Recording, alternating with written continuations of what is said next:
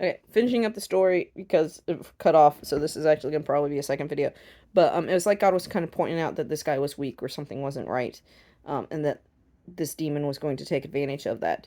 So, um, saw this demon attack this dude. It was like he became enveloped in this blackness and darkness, and it was like light could not go through him. Well, you couldn't go across the stage to see the head of the church until you went through the bishops to be anointed with holy oil, and they said their blessing. So he got up to them, and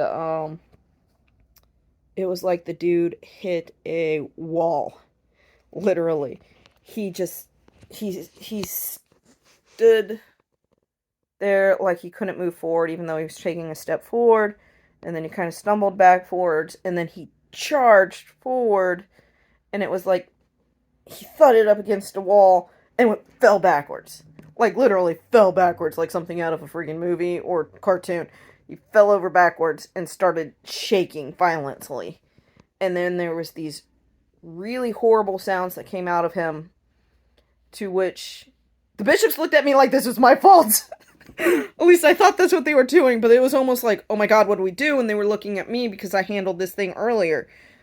It was weak, but not gone.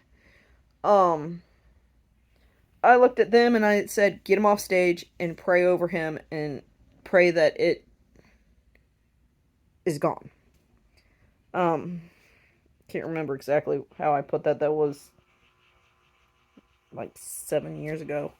Um, 6, 7 years ago, something like that. But, they, meh, um, this thing kept trying to go through these bishops because the guy's still covered in this dark, but it's like this dark was attached to this guy and trying to push forward, but it couldn't go through the bishops, and the bishops knew it, and they took him in the back and prayed over him, and he ended up recovering and was fine. Um, children. Um, but this thing tried its damnedest to get to the head of the church. Um, at that point in time, when everything was handled, and then the next, yeah, what was it? No, after I was ordained, I had actually gone up to the, no, what was it? What was the sequence of events? Sorry, it was 7 years ago. I'm trying to remember. Um, Me and my spiritual mother had gone up to him and asked to lay hands on him at some point in time. I can't remember at what point in time in the day it was at this point in time. There's a lot going on. We got rid of a freaking demon. Um, Sorry, I'm in a rocking chair and it's rocky. Um, we asked to lay hands on him because, I'm not going to touch the head of the church without permission. And he said, absolutely. And we prayed over him and he was immediately better. He took this as kind of a miracle, but I didn't realize that during all this, there's a couple of bishops that had seen what I had done, which I don't think it was all that big a deal, but they apparently did. All I did was stalk it and pray. Um, they had done some digging and found out that um,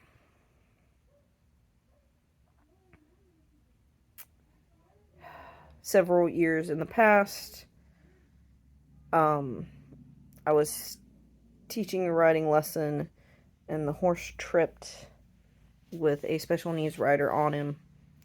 Um, the kid fell off the horse, and before anybody could get to this kid, um, the horse, who was on his knees, ended up standing up and standing up on this little boy's head. His hoof slid off his helmet and down to his neck, not this side, and lacerated the arteries in his neck. And I mean, it severed the arteries in his neck. He was spurting blood. Um, I had And there's witness accounts to this, and I'm not sure how they found out about it, but they found out about it. Because it's not like it's advertised anywhere. And this was slightly before Facebook. But I had run over to him, dropped to my hands and knees, put my hand on his neck, and began praying. It's what I know how to do, as his assistant was calling 911. Kid was laying in a pool of blood. And I'm praying, and ambulance drivers get there, and remarkably, they were less than a block away out in the middle of freaking nowhere because somebody needed a Band-Aid.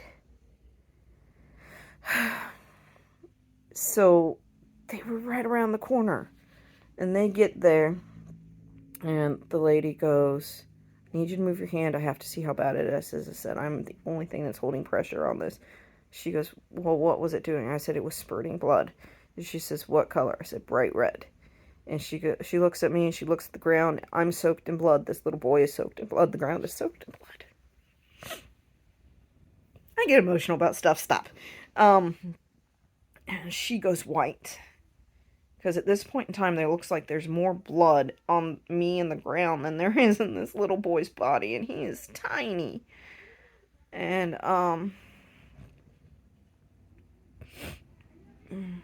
by the way, he did have somebody walking next to him and had somebody leading him. But when the horse went down on his knees, he just slipped out of everybody's hands.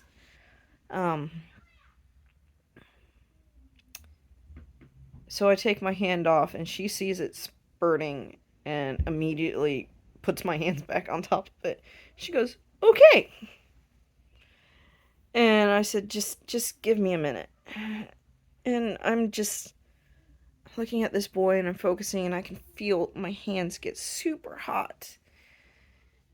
And it feels like there's something really warm come all over me. And I say, please God, help me heal this little boy. Don't let him die. And, it took a couple minutes, probably not even that, for the paramedics to get the bags open and start pulling out sterile gauze, because we are in the middle of a sand arena. Everything is covered in sand, including this little boy and me. And she goes, okay, move your hands again. And it had completely stopped bleeding. Just this tiniest of trickles. To which both of us kind of look at each other kind of concerned, because we're like, oh my God, is he that low on blood? She checked his blood pressure. His blood pressure is fine. So by all intents and purposes, he still had plenty of blood. They get him to the hospital. I go to the hospital to check on them. All the kids, I've cleaned up. The kids have cleaned up. We've canceled the rest of the lessons for the day. We cleaned up his helmet, and I had everybody sign it, and I took it to him the next day. And his mom grabs me and hugs me, and she goes, you saved his life. And I'm going, no, I just did what anybody would have done. Basic stop bleeding. And she goes, about this time the doctor walks by, and he goes, his artery was completely exposed, but it wasn't damaged. He says, but from the reports from you and the EMTs, there's no way it wasn't damaged. It literally, well, he sewed up 24 stitches in, what was it? No, 14 stitches internal, 24 stitches external. That artery, the main artery that supplies your brain with blood and oxygenated blood, was completely exposed. He says it was completely intact, but it was completely exposed. And I'm like, that's not possible, because that's not what I saw. He goes, well, that's what showed up on my OR table. And, at that point in time, everybody's like, oh, man, Andrea's a miracle worker, God's a miracle worker, God performs miracles. And I was like, what just happened? Well, apparently, they took this as an example of a miracle, because to be a true apostle, there are certain things that you have to meet. One is performing a miracle. Another one is talking to Jesus and God, and actually conversations. And then there's some other things that go along with it. To them, this was all verification that I was an apostle. But also, I had also met so many people that they just take that title rather than being called minister. They want to be called apostle. Like Jesus's apostles, without ever meeting any kind of criteria or going through any kind of vetting process or anything. They just take those titles, and that's always never sat right with me. So, the next day they were like, well, we want to ordain you with a higher title. We want to give you apostleship. And I'm like, no, no, nope, nope, nope, nope. And they pretty much go, well, you don't really have a choice in the matter. We've agreed as a group that, we're going to offer this blessing upon you, and you are an apostle. Kind of pretty much rebuked and made them not super happy about it. So it's not something anybody really talks about, or something that I really share. Because to me, I do what God asks me to do. I go where God wants me to go. Whatever you choose to call me, it doesn't really matter to me. I'm doing what I'm asked.